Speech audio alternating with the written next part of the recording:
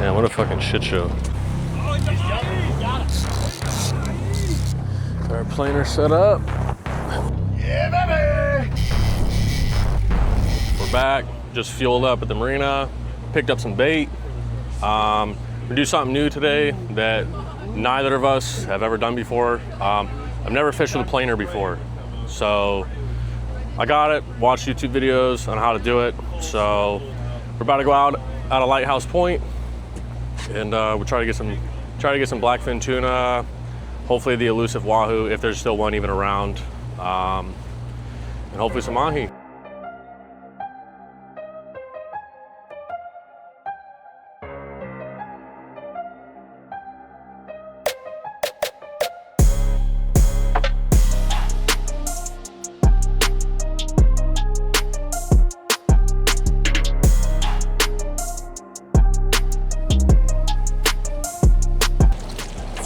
What's this called? The bridle? Bridle. All right, so there. Zach, can you take that? All right. So we're all doing this shit for the first time. So the weight is gonna go towards the boat. We're gonna put this shit right up in this swivel. We're gonna put this one in this swivel. Bring it right here on the camera. With the line, you can't really tell. So it should look like this. When it trips, it's gonna be riding in the water like this, and then hopefully we get a fish, and it's gonna do this. I'm gonna bring it up and pull this shit off. All right, now we'll let this.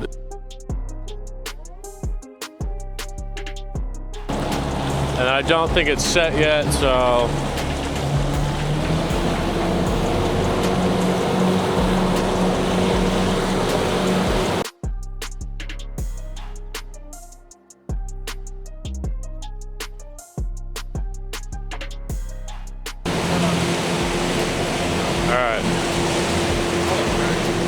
All right, I'm brand new to this shit, so hopefully this is working. Hopefully it's set. Man, what a fucking shit show. Well, fuck, I don't know what to do. I'm not a fucking boat mechanic. Well, that's not good. I think we might have finally got it right. We'll see. Chris is right out there running the diving plug, my bad. And I'm running the planer. It looks like it's finally diving, so as soon as we get hooked up, we got middle shotgun right there running top water, so yeah.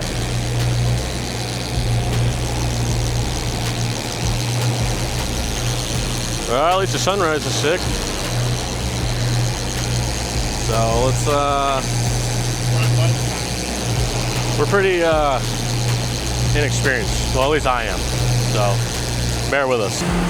Around Fort Lauderdale right now. Went out of Lighthouse Point, which is way up there if you can't see the lighthouse.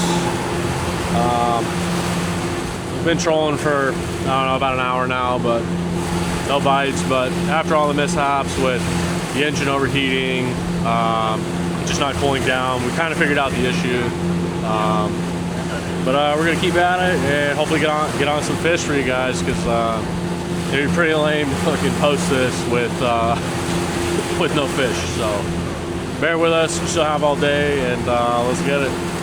Oh, he's jumping. He got it.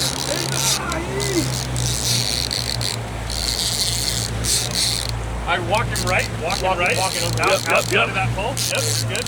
Great, you're good on that pole. I bring the right pole in. All right. Come on.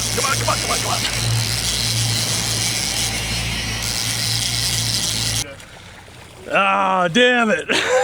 All right. He's damn it. Well, we got a cooter. At least we got one. Hey, we got something. Hey. The mahi and caught a good. Damn.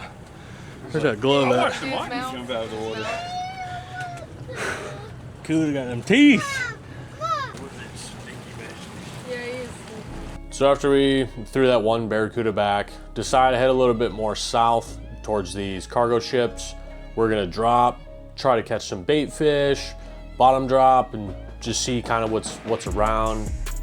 Zach was crushing on a sabiki, pulling up bigger fish than a typical sabiki can handle, but we made it happen and it was cool to see. Hope you guys are enjoying. Still got some more to go.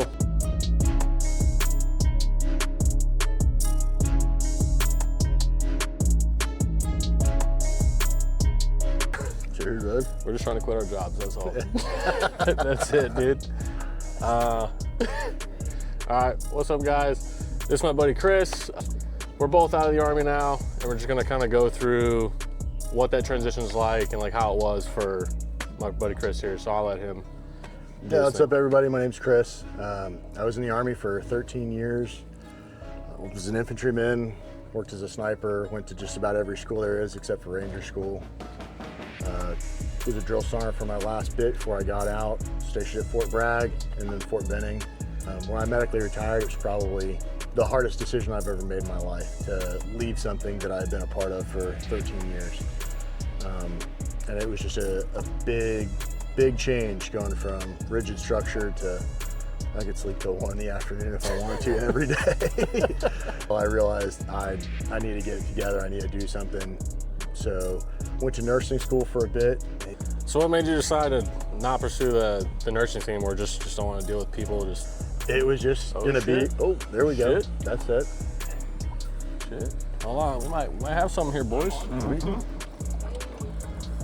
And we got Captain Ron over here on his sailboat. And anything's gonna happen, it's gonna happen out there.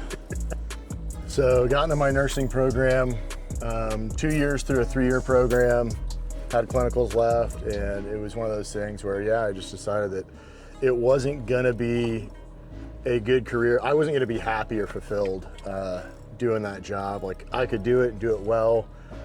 Very savvy when it comes to medical and stuff like that. And it was just something that I knew I just wasn't gonna be happy in. Zach over here just crushing it today on the sabiki.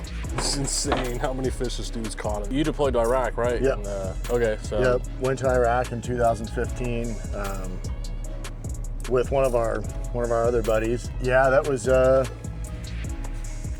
you know, it's like, unfortunately, it's like for the guys that never deploy, you train, and then you go on deployment, and it's like, well, that one was super lame. Like, Iraq was really lame. We didn't really do a whole bunch at all. And it was a very small group, so they were like, all right, y'all are deploying.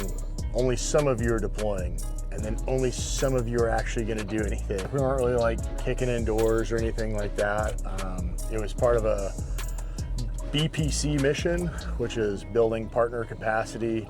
So we went over there and trained the Iraqi Army how to do their job, which was rewarding when you saw that there were a few that got it, and there were a lot that just didn't. It helped if you had a really supportive translator and a really supportive officer in the Iraqi Army, because you'd kind of like whip them into shape and make sure they were paying attention and being engaged in what you were trying to teach them, that was going to lead them to ultimately take back their own country from ISIS. But that was pretty much it the whole time. Like, we got murdered a couple times. Worked out a lot, hit the defense. Yeah, that midnight chow slap, dude. Typical. Midnight rats are dope, and the gyms are always great. And, you know, like hitting the gyms with the boys and stuff like that. It's a completely different environment than like stateside. You know, here, very few people go to the gym like strapped.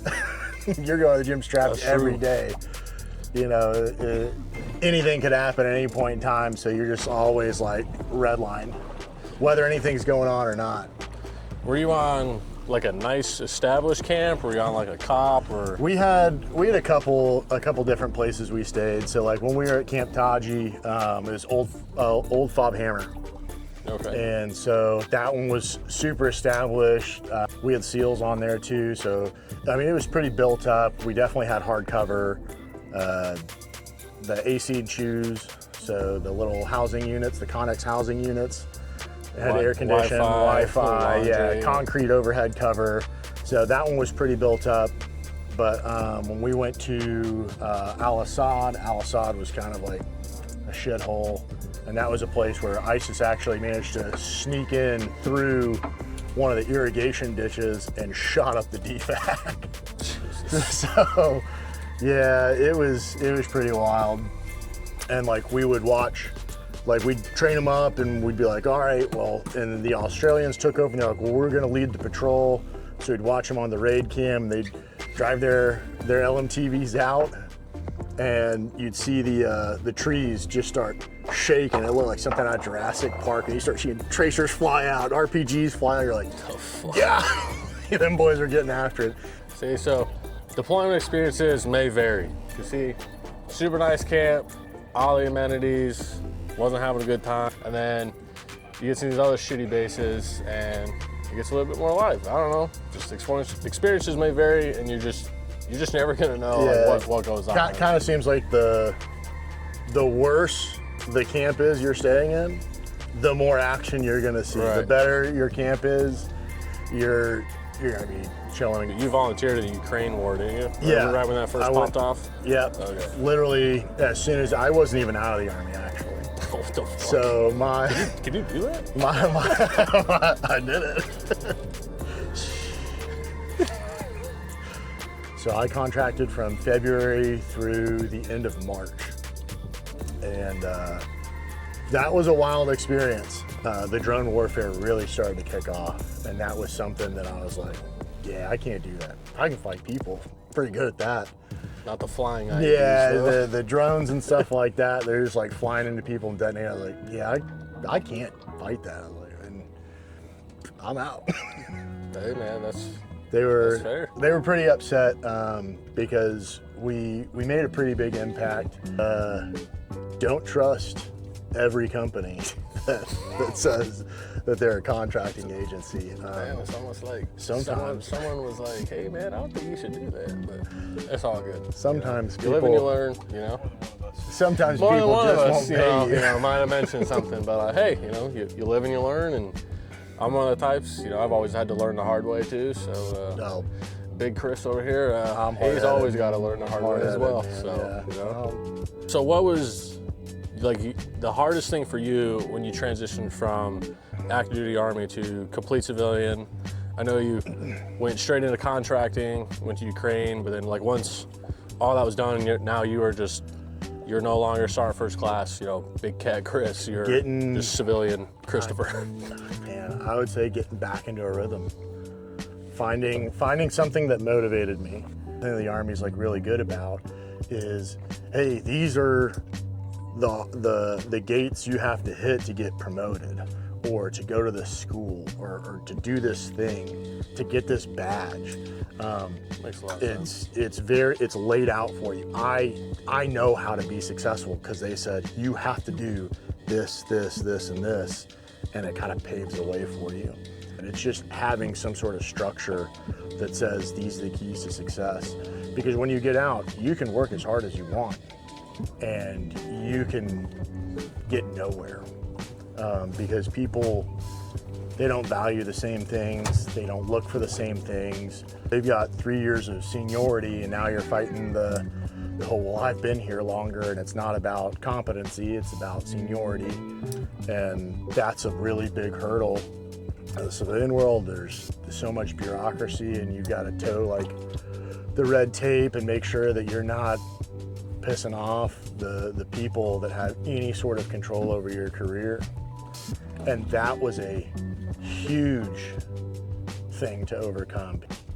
Well, I think the last thing I'm gonna ask you, so what's been the best part about being a civilian again, being out of that structure and just out of the military in general? You know, like what is the best part? I get to do what I want when I want. This right here. Yeah, I get to do what I want when I want. It's Sunday, you know, we're on a boat, you know, we're fishing, we're catching fish, drinking some juices, and you know, we're just out here having a good time. So that's the best part is the freedom and how you decide to use it. A lot of people will be given the freedom and they'll kind of get in a slump. Been there, done that, and then when you realize that's not where you have to be, and there's better places to be, better things to do, just like this, life gets a whole lot better. There you go. Well, hey man, I appreciate your time. Appreciate you coming out on the boat today. Thanks for having me out. Let's go a little deeper. Let's try to catch some fucking fish. Let's go smack some grouper. Let's get it, man. Appreciate your time. All right, brother.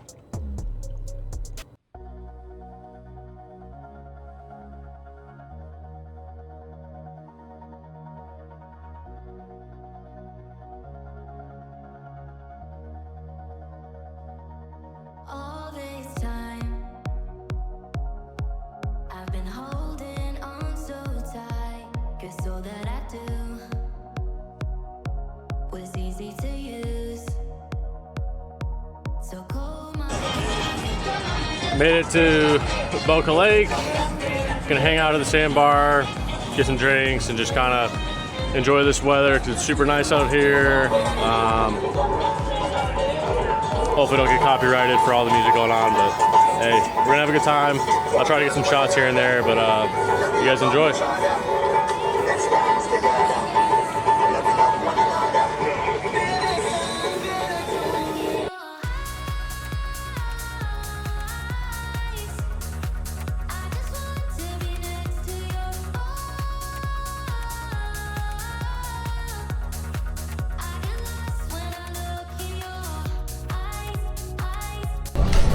Captain Quist, what do you have to say? They'll never see me coming. We're gonna head back. We're actually gonna go through the Lighthouse Point inlet. We figured we give it one more shot trolling since we gotta go down that way anyway. So got the 1050 set back up, running the planer for about 300 feet back, running the topwater reel to Zack Attack, and then Chris's rod. He's running the Nomad DTX Minnow right now. So gonna give it one last shot and hopefully we get something. Another Cuda Buddha. God damn it. Alright, where's the first? Well, first time on the planer. It's not what we wanted, but it's a fucking fish, so fuck it, here we go. But hold him up.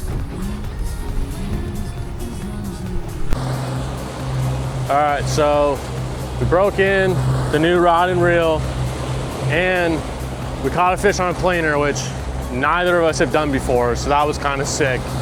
Now it was a barracuda, which is kind of shitty, but catch is a catch. We threw him back. We're gonna troll for about 10 more minutes. Hopefully see if we can get something else.